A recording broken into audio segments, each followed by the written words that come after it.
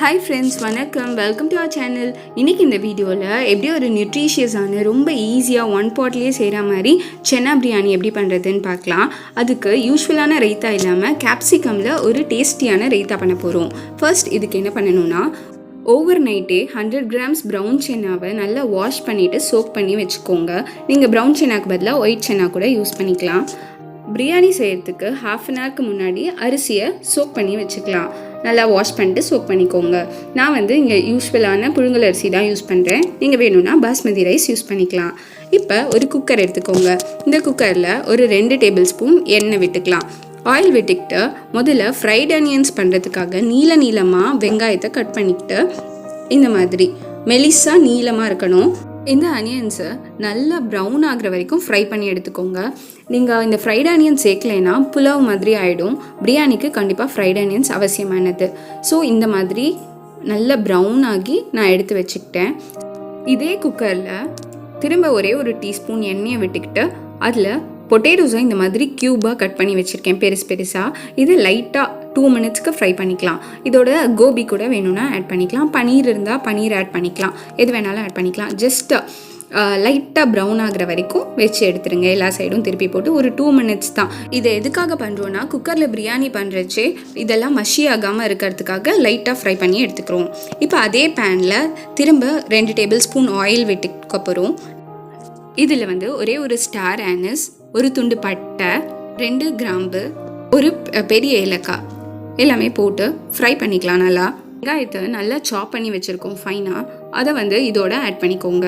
இதை ஆட் பண்ணி இதோட இஞ்சி பூண்டு விழுது ஆட் பண்ணிக்கோங்க.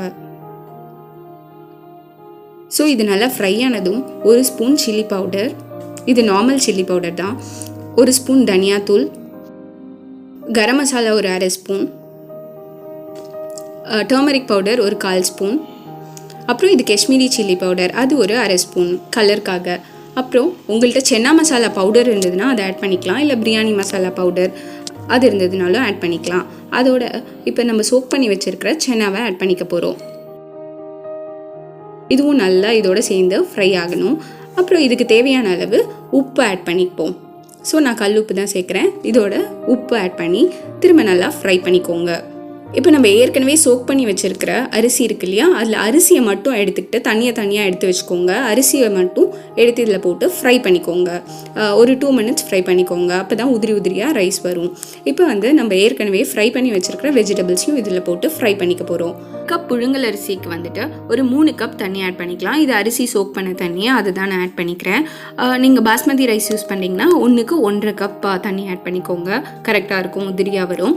ஸோ இப்போ இதில் கொஞ்சம் கொத்தமல்லி தழை அதை நல்லா சாப் பண்ணி வச்சுருக்கேன், அதை ஆட் பண்ணிக்கிறேன். இதோட புதினா தழை அதையும் ஆட் பண்ணிக்கலாம். புதினாவும் கொத்தமல்லியும் சேர்த்து போட்டால் தான் நம்மளுக்கு பிரியாணியில் ஃப்ளேவர்ஸ் நல்லா வரும். இதோட நம்ம ஃப்ரை பண்ணி வச்சுருக்கோம் இல்லையா ஆனியன்ஸ், அதில் ஒரு 2 ஸ்பூன் மட்டும் போட்டுக்கலாம். மீதி கொஞ்சத்தை ஹோல்ட் பண்ணி வச்சுக்கோங்க, நம்ம கடைசியில் ஆட் பண்ணிக்கலாம். ஸோ இப்போ 2 ஸ்பூன் மட்டும் ஆட் பண்ணிகிட்ருக்கோம். இதில் ஒரு 2 டீஸ்பூன் கீ ஆட் பண்ணிக்கோங்க. கீ விட்டதுக்கப்புறம் இதுக்கு தேவையான அளவு உப்பு ஆட் பண்ணிக்க போகிறோம். நம்ம ஏற்கனவே சென்னாக்கு தேவையான அளவு உப்பு ஆட் பண்ணிக்கிட்டோம். இப்போ ரைஸ் அண்ட் வெஜிடபிள்ஸ்க்கு தேவையான அளவு உப்பு ஆட் பண்ணிக்கலாம். இப்போ ஜஸ்ட் லைக் தட் க்ளோஸ் பண்ணி வச்சுருங்க. க்ளோஸ் பண்ணிவிட்டு ஒரு 3 விசில் விட்டுருங்க.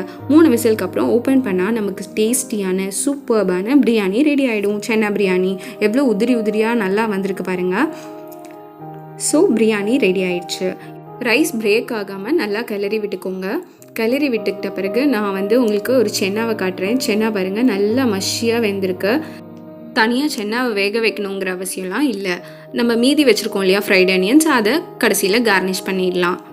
அவ்வளோதான், நம்மளோட சென்னா பிரியாணி ரொம்ப சூப்பராக 10 மினிட்ஸில் ரெடி ஆகிடுது.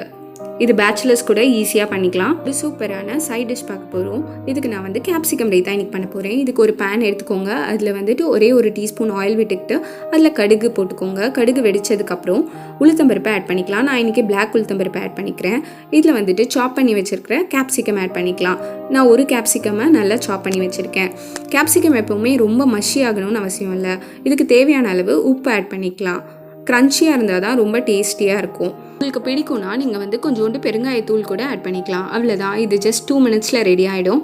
இதை ஒரு பவுலில் ட்ரான்ஸ்ஃபர் பண்ணி வச்சுக்கிட்டு இதுக்கு தேவையான அளவு தயிர் ஆட் பண்ணிக்கலாம். ரைத்தாக்கு நல்லா ஆறுனதும் ஆட் பண்ணுங்கள்.